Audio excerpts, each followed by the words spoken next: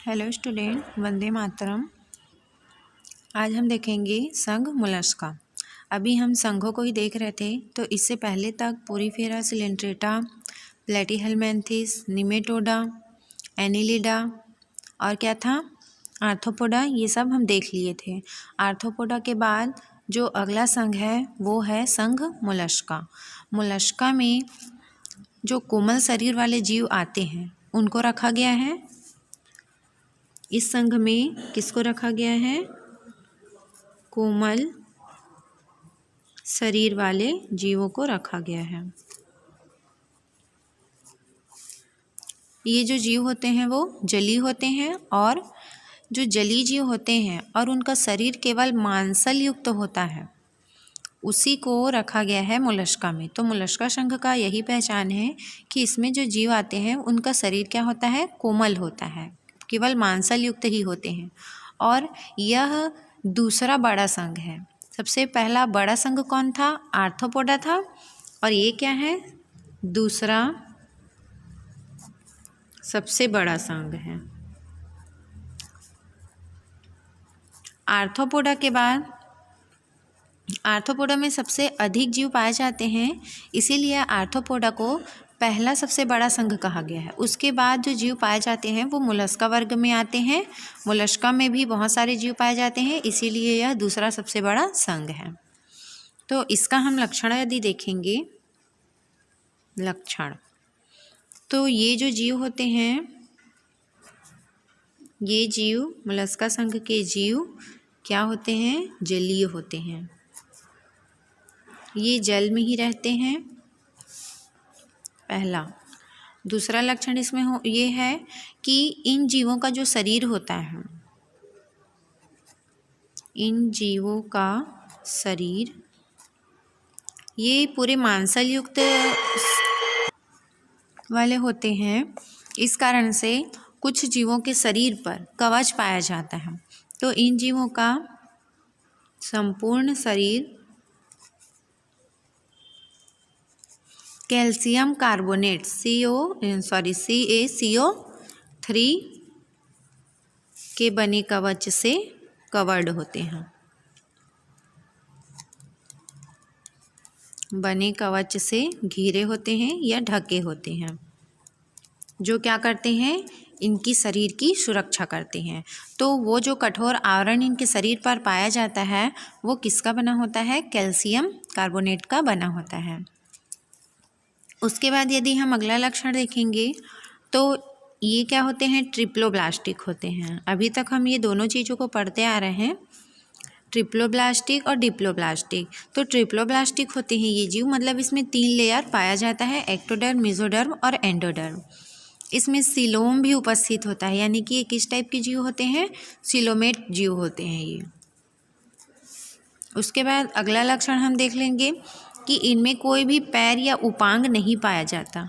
तो इनमें उपांग अब्सेंट होता है या अनुपस्थित होते हैं।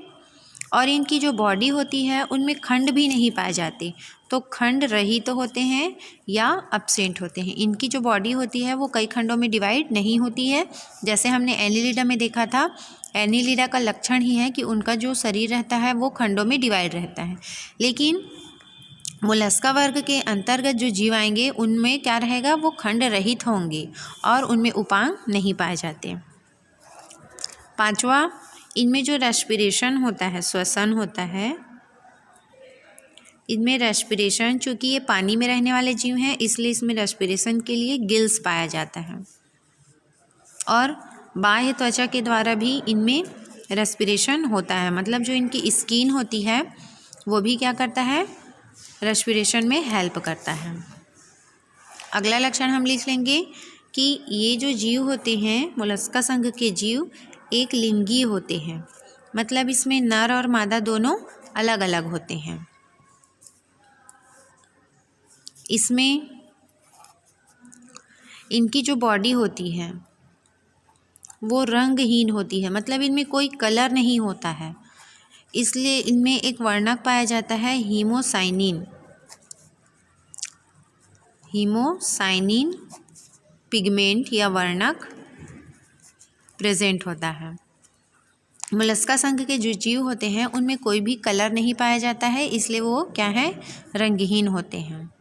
इनमें तंत्रिका तंत्र प्रेजेंट होता है, नर्वस सिस्टम पाया जाता है, नर्वस सिस्टम प्रेजेंट होते हैं, तंत्रिका तंत्र पाया जाता है।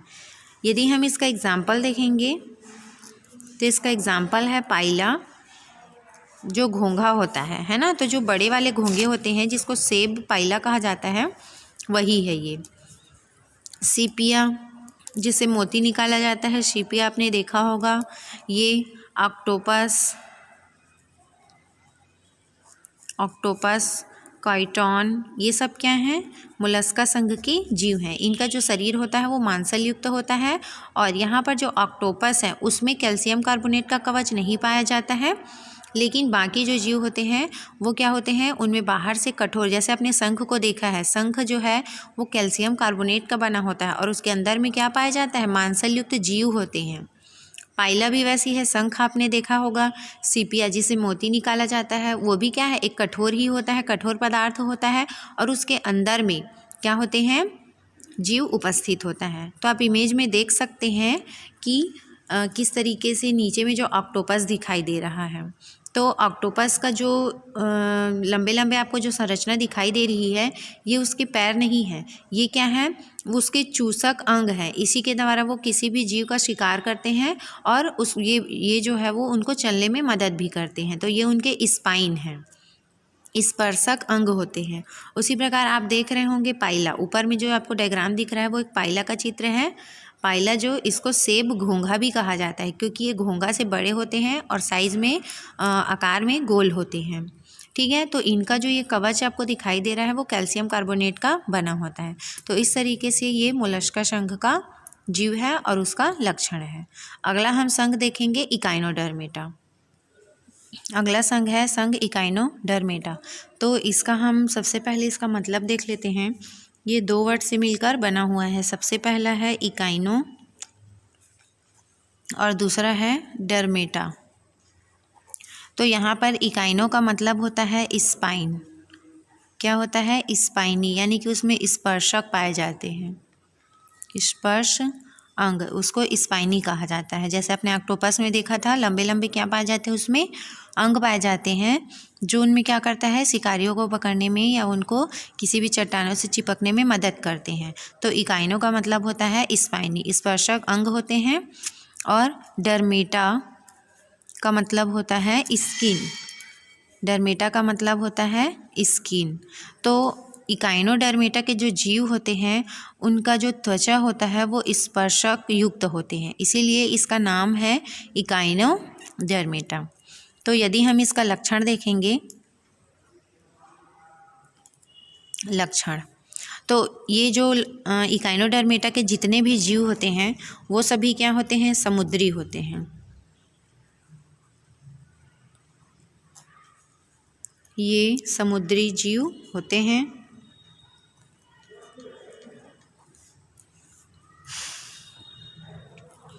दूसरा हम लिख लेंगे कि ये भी ट्रिप्लोब्लास्टिक होते हैं, 3 लेयर से मिलकर ये बने होते हैं, और इनमें सिलोम पाया जाता है, इसलिए ये सिलोमेटा जीव होते हैं, देहगुही जीव हैं। अगला लक्षण हम लिख लेंगे कि इनके शरीर पर, इस संघ के जीवों के शरीर पर स्पाइन, क्या पाया जाता है, स्पाइन उपस्थित होते हैं या प्रेजेंट होते हैं। अगला है, ये जो स्पाइन होता है वो उसके बाह्य त्वचा या स्किन से चिपके हुए होते हैं। इनमें ब्रेन, जो इकाइनोडर्मेटा के जीव होते हैं उसमें ब्रेन, हार्ट और खंड, जो सिगमेंट होते हैं, है ना, सिगमेंट, ये क्या है, अब्सेंट होते हैं, अनुपस्थित होते हैं, अनुपस्थित होते हैं। अगला लक्षण हम लिख लेंगे कि इनमें क्या होता है, जल संवहन तंत्र उपस्थित होता है, क्योंकि ये पानी में रहते हैं तो इनमें इनके शरीर पर जल संवहन तंत्र पाया जाता है या उपस्थित होता है, जिसके द्वारा जो जल है इनके शरीर से अंदर और बाहर होते रहते हैं। इनके शरीर पर छिद्र भी पाए जाते हैं जो जल का क्या करते हैं, संवहन करते हैं। इनमें परिसंचरण तंत्र, सर्कुलेटरी सिस्टम और रेस्पिरेटरी सिस्टम, श्वसन तंत्र,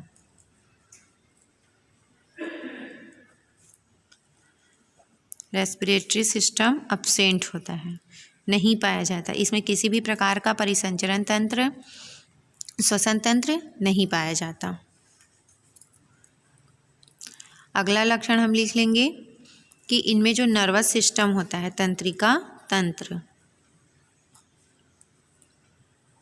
तंत्रिका तंत्र अल्प विकसित होते हैं, प्रिमिटिव टाइप के होते हैं। वेल डेवलप्ड नर्वस सिस्टम इनमें नहीं पाया जाता। और इस संघ के जो जीव होते हैं वो किस तरीके के होते हैं, एक लिंगी होते हैं, मतलब इनमें नर और मादा अलग अलग पाया जाता है। इसका एग्जाम्पल है स्टारफिश, सी आर्चिन और एंटीडॉन। ये सभी जो जीव हैं वो सब इकाइनोडर्मेटा के अंतर्गत आते हैं। तो इसका हम एग्जाम्पल लिख लेते हैं, फिर इसका हम डायग्राम देखेंगे। तो इसमें कौन कौन आता है, स्टारफिश जिसको हिंदी में तारा मछली कहा जाता है, तारा मछली, और है सी आर्चिन